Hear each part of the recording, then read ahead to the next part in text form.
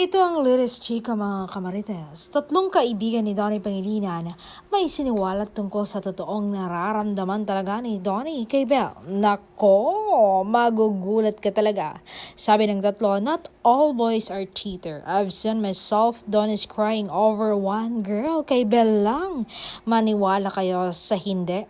Pag iniyakan ka talaga ng lalaki, totoo ang nararamdaman at pagmamahal niya sa'yo.